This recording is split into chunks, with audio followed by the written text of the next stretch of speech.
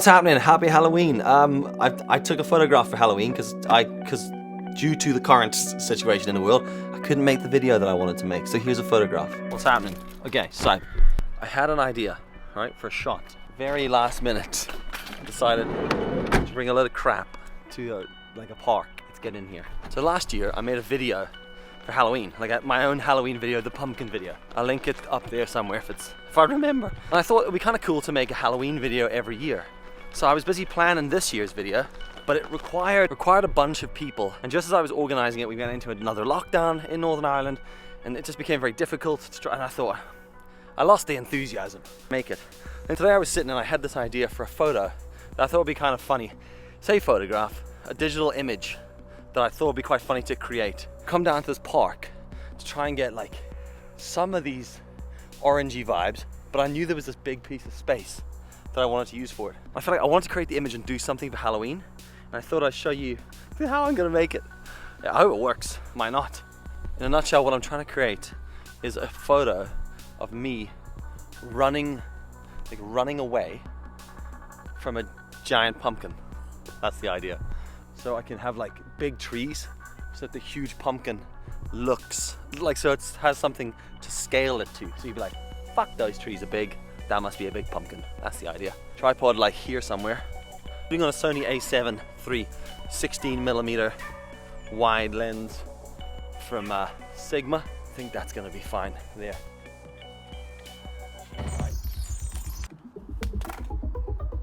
Tripod plates are the fucking worst. Whenever there's a shot miss, there's a tripod plate. I hate tripod plates. They come undone continually. There's a man out here with his dog. His dog's called Molly. I know that because he shouted Molly about 800 times. Molly! Molly! You know, put the dog on a lead. If you can't cope with that dog running about by itself, put it on a lead. So here's the plan. Shots down low. I need to do this in a few different shots. I'm going to photograph the pumpkins first in my hand so that they're in situations that the light's kind of similar. There's two pumpkins. And then I'm going to photograph myself on with a flash. I'm using Sony's app. It's a bit shit, to be honest, but hopefully it works. No, it doesn't. Start remote connection, yes please. So, to show you what I'm looking at here.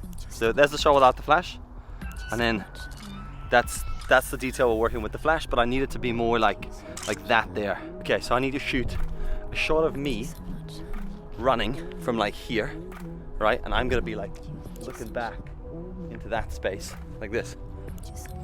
Okay, legs of the pumpkin, right? I look at this fucking lunatic. What I'm looking for is like limbs. Okay, so I got those shots. So basically I've got like arms and leg movements for the giant pumpkins. They're gonna be chasing me. So that's the brightness at the back, that's the floor. And then I'll bracket this a few times to light up different things. Got this perfect softbox for this. It's amazing. So what I just remembered, I need some shots of leaves because I'd like some leaves to be like blowing up in the background. 1, 2, 5. It's also definitely dark enough now to shoot the long exposure, and then let's get out of here. Right, wow. Okay, that was quite an interesting shoot. I got some really weird looks. People were like, you could see them looking going, why?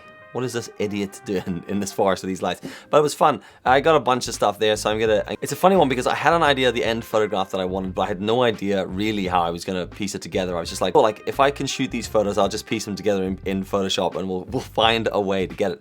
The location I picked was this big wide area, but turns out it wasn't wide enough. I should have gone with a way wider scene and maybe shot me being slightly smaller within the scene. But yeah, we are where we are. Okay, I've opened up in Lightroom and selected my favorite ones. I've created a pretty similar, like, basic edit on each one, and then you can go like develop copy settings and just paste them across the ones that you want, which is what I've done. What I kind of did here was photograph myself with my arms and legs out, so I could cut my arms and legs and add them onto pumpkins. I shot the pumpkins thinking what I'll do is I'll come back and I'll just photograph the pumpkins once we carve them, and then add the faces on. But I couldn't be bothered doing that, so I just nicked a couple of pumpkin faces from Google, which for this it's fine. They'll be doing that for client shoots. For the benefit of this stupid Instagram post, look, we'll risk it. for a Halloween biscuit. I photographed the background in a few different light scenarios so that I could sort of like mimic exposure stacking, but really just 2 exposures and a couple of light sources. I think I got completely wrong, which I wasn't thinking about the depth of field in the scene. I used a real shallow depth of field for myself as the main subject. Plan was always to blur them out, but I forgot about the background. I forgot about the trees and stuff that were coming in from the side. There was this real difficult depth perception that I really struggled with in Photoshop, trying to edit that through. That was a bit of a pain in the ass because there were trees on the one side coming in and the pumpkin needed to be behind the trees because there was going to be 2 massive pumpkins, and I decided just to go with one because I couldn't really work out in the time frame how to get the 2 of them to work without cutting every single leaf and branch out the tree. Ain't nobody got time for that. The main difficulty I had with this was the depth from me at the front of the scene to the pumpkins at the back, because the shot that I shot of the whole scene, I shot with quite a narrow aperture. It was like, I think it was like 9 or something like that. It meant that a lot of it was in focus, so the depth of field was broader. But when I brought that into post, it doesn't really work with the pumpkins. It's hard to show scale of the massive pumpkin things running. So what I ended up doing was just lens blurring the background and then using a gradient filter and fading through, and then blurred out the pumpkins and put them in the back, and that kind of gave that scale. A couple of different variations of me running. They were kind of all different. One, I like the one of me on my phone because it kind of represents me doing an Instagram story as I'm running away from the pumpkins, and so I've gone with that one. If I was shooting this again, I would definitely pick a wider area with a bit less tree and foliage in the foreground. That was the main problem I had here. I needed the trees to be in the background. Initially thought it'd be cool to have the pumpkins creeping through the trees, but then when I looked at what was involved in doing that, I was like, this is going to take me ages to make this work, and this is an Instagram post that I'm getting nothing for. So because of the very directional flash I was using, I was getting like, I had to try and mimic the shadows in the right way, because I still don't think it feels natural enough, but it works for what I'm trying to do. Maybe like a softer flash on me and maybe a brighter background would work a little bit better. What is quite interesting about something like this is I have an idea of where I'm going with it, but so much of it is just made up as I'm doing it in Photoshop. And that's from years of using Photoshop as a designer and just sort of trial and erroring things like this. There's ways that you do things and there's techniques that we would use to achieve certain outcomes, but so much of it is Bojoshop. So much of it is like, right, given what I know, given the stuff I've used professionally for years, what way can I bodge this together? That is a large part of it. What I find quite interesting is when people get into trying to do design and they start using things like Photoshop. You can learn a technique really early in Photoshop and you can try it on the perfect image. If you watch anything from Adobe and they talk to you about things like content aware from Photoshop, and they picked like, look how amazing this content aware is. We can just remove this giraffe from this background in the Sahara. And you're like, yeah, that's great, but it's one giraffe in a desert. Do giraffes live in the desert? Sahara is a desert, isn't it? Sahara desert. I'm just talking to no one because no one answers me in my house. One giraffe on this like plain, grass plain, and then a blue sky behind it. And it's like, yes, content aware is going to work great there. And people see that and they go, oh, that's how you do that. But then you give them the real photograph in real life, and there's 30 giraffe, and they're against loads of other things in the background. Why are we talking about giraffes?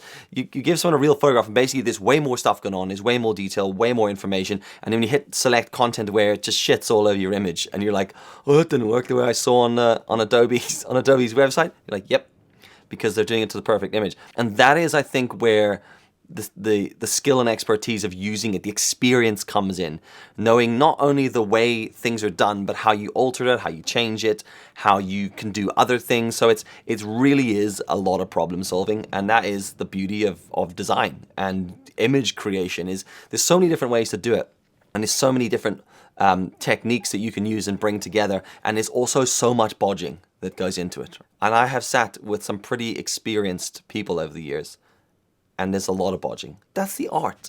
That's the fun of it. So, yeah.